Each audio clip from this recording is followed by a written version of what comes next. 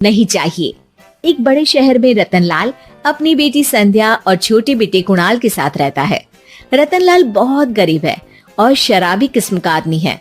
वो रिक्शा चलाकर अपना जीवन यापन कर रहा है। रतनलाल एक अधेड़ उम्र के आदमी योगेश्वर को कभी कभी अपनी रिक्शा से मार्केट या मंदिर छोड़ता है और कभी कभी बाजार से उसका सामान भी ले आता है।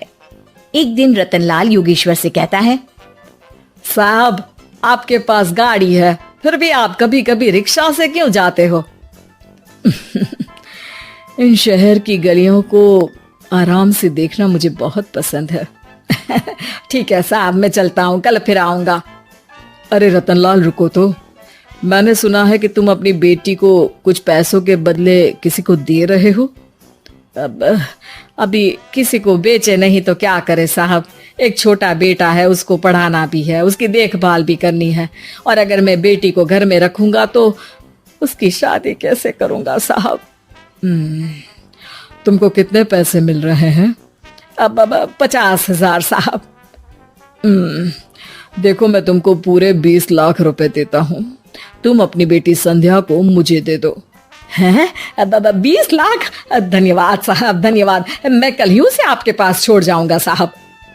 अगले दिन रतनलाल संध्या को हमेशा के लिए योगेश्वर के यहाँ छोड़ आता है और बदले में 20 लाख रुपए लेकर घर आ जाता है। रतनलाल जिंदगी में पहली बार इतने पैसे पाकर बौखला गया। उसने एक अच्छा घर लिया। कुणाल, अब हमें कोई चिंता नहीं है, तो अब अच्छे से पढ़, खूब मन लगाकर पढ़ाई करना। पापा, मुझे पढ़ाई करना अच्छा नहीं लगता। अरे तूने अगर ज्यादा बकवास की ना तो बहुत मारूंगा। कल से तू अच्छे स्कूल में जाएगा तो जाएगा, हाँ बस। कुणाल का एडमिशन एक अच्छे स्कूल में हो जाता है, लेकिन आए दिन स्कूल से शिकायत आती ही रहती है। 10 साल बाद एक दिन प्रिंसिपल मैडम रतनलाल को स्कूल में बुलाती है। रतनलाल, आपका बेटा कुणाल बहुत आवारा हो गया है और ये बिल्कुल भी पढ़ाई नहीं करता है, बल्कि उसका दिमाग गलत कामों में जा रहा है। अब मैं उससे बात करूंगा मैडम। ठीक है, आज ये आखिरी मौका है, अगली बार तो मैं उसे स्कूल से ही बाहर निकाल दूंगी। रतनलाल घर आ जाता है और कुणाल से कहता है, कुणाल बेटा, मैं तुम्हारे ऊपर इतना पैसा लगा रहा हूँ, फिर भी तुम स्कूल में सही से क्यों नहीं पढ़ते हो? आप तो रहने ही दीजिए, मैं सब जानता हूँ कि ये पैसा कहाँ से आया है। और वैसे भी अब ये पैसा मेरा है, मेरा जो भी मन होगा मैं करूँगा। आज के बाद मैं कभी स्कूल नहीं जाने वाला। रतनलाल को अपनी बेटी की याद आती है और वो रोने लगता है।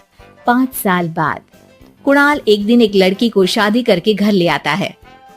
पिताजी, ये मेरी पत्नी है स्वीटी। तुमने शादी कर ली? हाँ, शादी कर ली मैंने, दिखाई नहीं दे रहा। और अब से आप फिर से कमाना शुरू कर दो, बहुत बैठ कर खा लिया।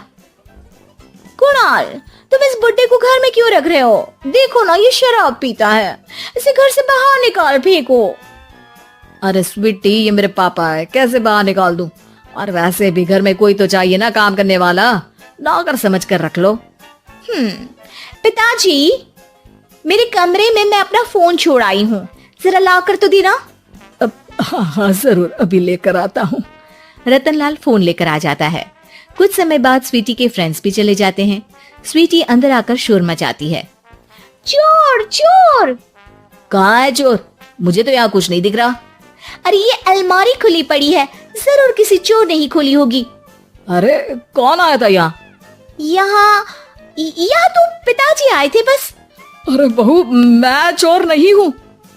मुझे तो आप पर अब बिल्कुल भी विश्वास नहीं है पिताजी, क्योंकि जब आप पैसे के लिए दीदी को बेच सकते तो कहती हूँ कि हमें इनकी कमरे की तलाशी लेनी चाहिए। तुम बिल्कुल सही कह रही हो, चलो। स्वीटी और कुणाल दोनों रतनलाल के कमरे की तलाशी लेते हैं और उन्हें वहाँ स्वीटी की ज्वेलरी और पैसे मिल जाते हैं। मैं तो पहले ही जानता था कि चोर आप ही हो। निकल जाओ मेरे घर से और दोबारा अपनी शक्ल मत दिखाना। रतनलाल आंखों में आंसू लिए घर से निकल जाता है। स्वीटी मन ही मन सोचती है, आज तो मेरी प्लानिंग सफल हो गई। जैसा मैं चाहती थी ऐसा ही किया और बड़ी आसानी से उस बुड्ढी को चोरी का इल्जाम लगाकर घर से भगा दिया। रतनलाल की हालत अब ज्यादा खराब हो गई और वो सड़क पर बैठकर भीख मांगकर खाने लगा। एक दिन वहाँ एक गाड़ी आकर रुकी और सड़क पर बैठे सभी भिखारियों को अपने सेंटर ले गई। एनजीओ की मालिक संध्या एक एक करके सभी को सुविधा मुहैया कराती है। तभी उसकी नजर रतनलाल पर पड़ती है। पिताजी, संध्या तू? पिताजी आपकी ये हालत कैसे हुई? ये सब मेरे बुरे कर्मों की सजा है जो मुझे मिल रही है। मुझे माफ कर दे बेटी।